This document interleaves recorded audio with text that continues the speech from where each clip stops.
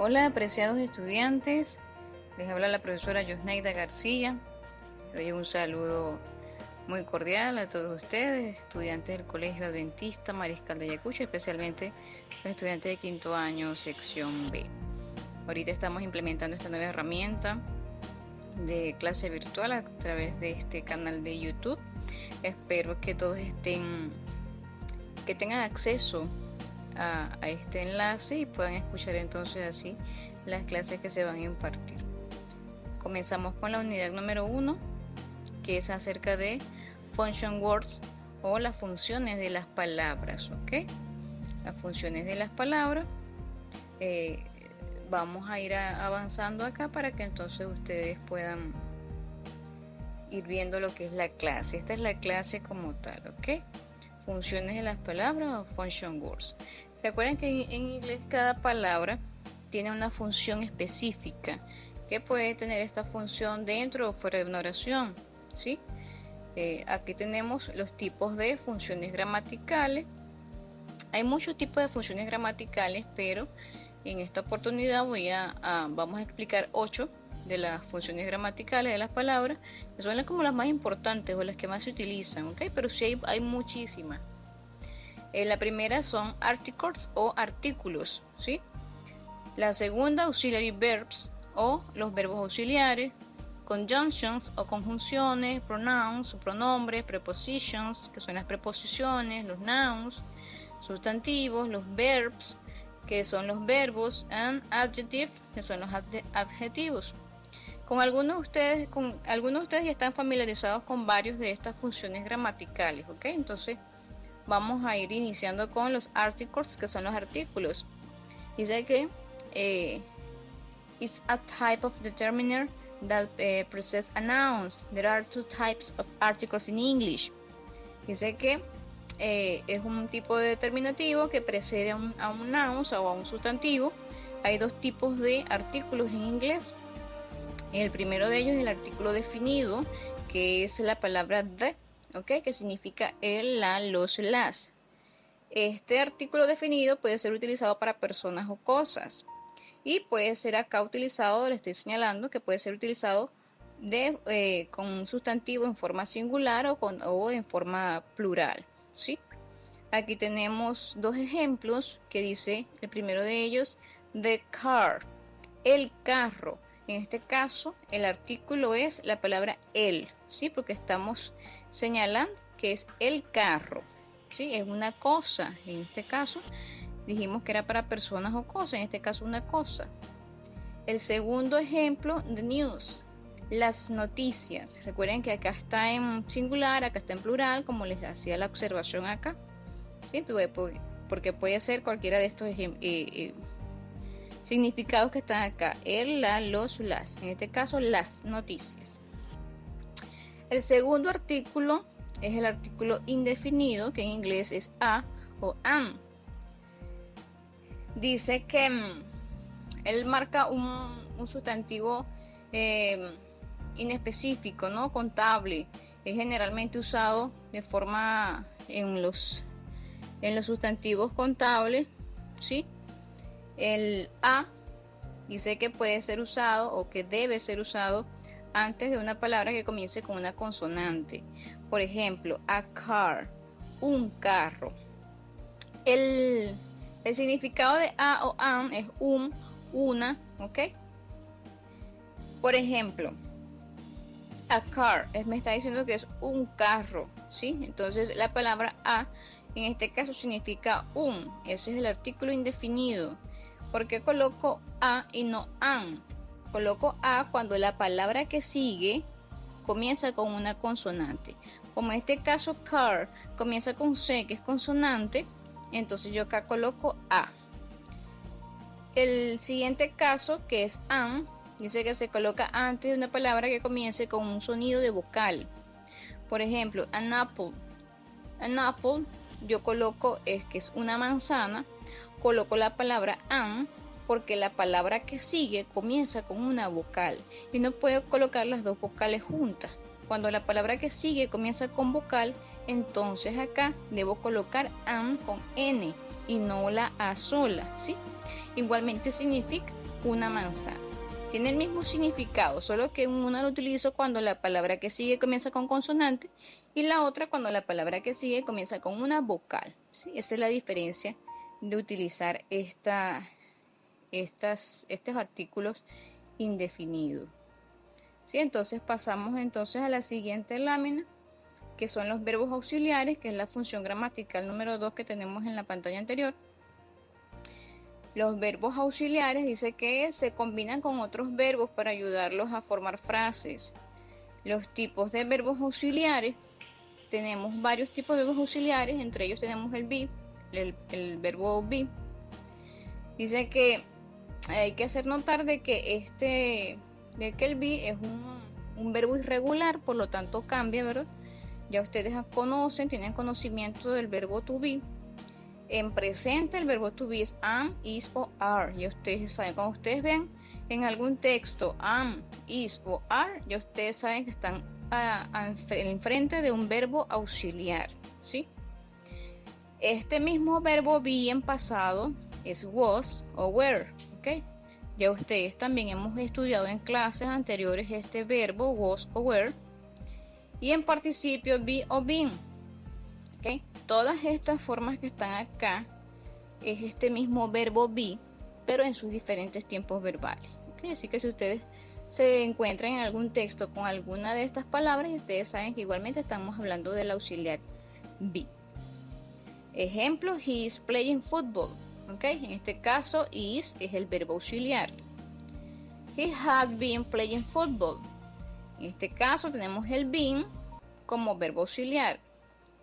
Y el siguiente ejemplo, they are 15 years old.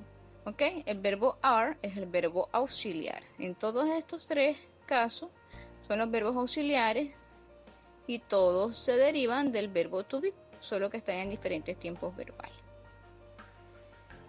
Otro de los verbos auxiliares es el verbo have. ¿Ok? El have puede tener dos funciones, como verbo que denote acción del verbo tener o como verbo auxiliar. Como verbo auxiliar, él va a ayudar a que otro verbo pueda formar una frase, ¿no? Que es lo que la definición que tenemos acá. Como verbo auxiliar, el verbo have tiene dos variables, que es el has y el have en tiempo presente. También lo hemos estudiado en clase que esto depende de la persona, del pronombre con el que se esté utilizando. Si estamos en primera persona, por ejemplo, que yo diga I, podemos utilizar el have. I have, ¿ok? O you have. Si es tercera persona, las terceras personas recuerden que son solo he, she o it. Si trabajo con he, she o it, voy a utilizar el has. Solo con esos tres utilizo el has. Con todos los demás pronombres voy a utilizar el verbo have, el verbo auxiliar have. Tenemos también el had, que es el mismo verbo have, pero en el tiempo pasado. ¿Ok? Cuando estoy utilizando el tiempo pasado, el had lo voy a utilizar para todos los pronombres por igual. ¿Ok? Aquí no hacemos diferencia entre la primera persona o la tercera persona del singular, sino que para todos utilizo el had si está en pasado. Otro verbo auxiliar es el do, que también lo hemos visto en clase, el verbo do, que está en presente. En presente se utiliza el do o el das. La diferencia entre estos dos, do y das, es la misma diferencia que hay entre el has y have. El das lo utilizo para las terceras personas singular, que es he, she o it. Solo con esos tres utilizo el das. Con todos los demás utilizo el do, si estamos en presente. Si estamos en pasado, este verbo do o das va a cambiar a did para todos los pronombres. En pasado, el did para todos. ¿Ok? Otro verbo auxiliar son los verbos modales. Los verbos modales son verbos auxiliares. Ya también hemos estudiado en este segundo lapso, vimos parte de lo que eran los verbos modales con uno de los contenidos que estudiamos. Acá les estoy subrayando e indicando algunos de los verbos modales, ¿verdad? Que están aquí. Ya eso también lo hemos estudiado. Ustedes tienen bastante conocimiento sobre eso. Continuamos con la siguiente función gramatical, que son las conjunctions o conjunciones. La más común es and, que significa y, ¿ok? Pero acá también tenemos otras que también son conjunciones, for, and, but, or, so, because. Todas estas son conjunciones también. Una conjunción es una palabra que me ayuda a unir una oración con otra. Por ejemplo, que yo tenga la conjunción y, en este caso and, ¿ok? Por ejemplo, que yo diga Peter and Luis, Peter y Luis, Pedro y Luis, ¿ok? Estoy uniendo estas dos palabras a través de una conjunción. La función de una conjunción es unir dos palabras o dos frases completas, dos oraciones, ¿sí? Entonces, ya ustedes saben también eso. La siguiente función son los pronombres. ¿Okay? La función gramatical de otra palabra son los pronombres. Dentro de los pronombres tenemos los pronombres personales, pronombres posesivos, pronombres demostrativos. Hay otros tipos de pronombres también, pero vamos a utilizar para esta actividad estos tres tipos de pronombres personales. Los pronombres personales, ustedes también los conocen, desde el primer año se les está dando sus pronombres personales, que es I, you, he, she, it, they, we, que es yo, tú, él, ella, él o ella para animales o cosas, ellos y nosotros. Dentro de los pronombres posesivos está my, yours, hers, his, its, ours, theirs, ¿ok? Que es mío, tuyo, de él, de ella. Son posesivos. Y los pronombres demostrativos tenemos this o these, que es para indicar algo, alguna cosa, ¿verdad? La posición de algo, si es este o esta, utilizamos this. Esto, la diferencia entre ellos es lo de la cercanía, que está un objeto de un punto de inicio. Por ejemplo, si algo está cerca, pues utilizo el this. Si algo está un poco más alejado, utilizo el this. ¿Ok? La diferencia en pronunciación es que en este es this con una I corta y en este es this con una I un poquito más larga. ¿Ok? Entonces hay que estar pendiente con eso también. La función gramatical número 5 son las prepositions o preposiciones, dice que son palabras que indican localización, ¿ok? Por ejemplo, the pencil is on the table. Acá nuestra preposición es la palabra on, ¿sí? Que nos indica que el lápiz está sobre la mesa, ¿sí? Desde lo que me indica la localización del lápiz es la palabra on, que significa sobre la mesa. Entonces en este caso on es mi preposición. El siguiente ejemplo dice que the pencil is beside the phone, ¿ok? El lápiz está detrás de el teléfono, ¿ok? La palabra beside es en este caso mi preposición porque es lo que me está indicando en dónde está localizado el lápiz. Y el siguiente ejemplo de pencil is in the box, ¿ok? El lápiz está en la caja. En este caso mi preposición es la palabra in, que me indica que el lápiz está dentro de la caja, está en la caja, ¿sí? Entonces, aquí le estoy colocando solo 3 ejemplos, pero hay muchísimas preposiciones de lugar, ¿verdad? Hay muchísimas preposiciones que indican localización, está al lado de, cerca de, detrás de, etcétera, etcétera, ¿no? Entonces aquí ustedes pueden con más calma entonces ubicar una lista de lo que son las preposiciones. Acá tenemos otros, aquí hay 3 más que ya ustedes están muy familiarizados, por eso no les hice muchos ejemplos porque son los que ustedes más utilizan de forma habitual, que son los nouns, que son los sustantivos. Dice que son sustantivos, es decir, nombres de cosas, animales o personas. Por ejemplo, si yo digo la casa es un sustantivo, o sea, casa, la palabra casa es un sustantivo porque es el nombre de un objeto. Si yo digo María es el nombre de una persona, por lo tanto también es un sustantivo. Los nombres de personas son sustantivos, los nombres de animales son sustantivos, los nombres de las cosas son sustantivos, ¿ok? El siguiente son los verbs, que son los verbos. Ya ustedes saben que el verbo es lo que denota la acción dentro de una oración y pueden ser regulares o irregulares, ¿ok? Y los adjetivos, que son palabras que describen a un sustantivo. Por ejemplo, si yo digo la casa blanca, la casa en este caso sería el sustantivo, que es el nouns, y blanca sería el adjetivo, que es lo que me está describiendo de qué color es la casa, ¿sí? O si yo digo que el carro corre rápido, rápido sería el adjetivo porque me está describiendo de qué forma el carro corre, ¿sí? Entonces, todo lo que me describa algo, entonces es un adjetivo. Bien. Dicho eso, ya se explicó lo que era la clase, ¿verdad? Las funciones gramaticales que vamos a estudiar en esta clase, en esta unidad. Y vamos entonces a proceder a lo que es la actividad. ¿Sí? Dice, por favor, escribir esta actividad. ¿Sí? Es decir, realizar la actividad. Las pautas que se van a seguir para la actividad. Se debe realizar de forma individual. ¿Sí?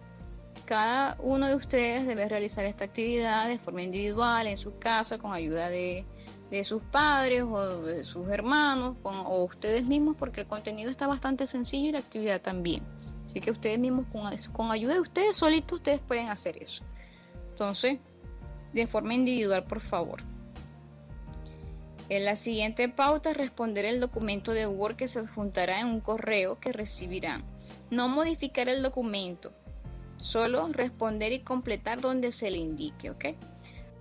Ese documento de Word, ahí ustedes van a leer detalladamente toda la actividad. Es bien sencilla, bien fácil de hacer, ¿verdad? De acuerdo al contenido que ya se vio, no hay nada que no esté allí. Y no van a modificar el documento, solo van a completar lo que se debe completar, llenar lo que se deba llenar, responder lo que se deba responder, y ese mismo documento ustedes me lo van a reenviar, ¿sí? Muy importante que coloquen nombre y apellido, por favor, y cédula a cada actividad, a la actividad que vamos a realizar, porque entonces a veces si no la identifican no sé de qué estudiante es. La siguiente van a reenviar ese mismo documento ya contestado al siguiente correo, que ya es mi correo, ¿okay? Es el que también utilizaron para la actividad anterior, garciayosneida@gmail.com. Ese es mi correo, ¿okay? Ahí ustedes me envían la actividad. La fecha de entrega, martes 12 de mayo de 2020, es decir, el martes, próximo martes. Voy a colocar un día para consultas y dudas, que va a ser el viernes 8 de mayo, de 9 de la mañana a 10. Por si acaso tiene alguna duda, usted puede consultarme allí vía WhatsApp, ¿ok? A mi chat privado. Y allí pues le estoy aclarando las dudas.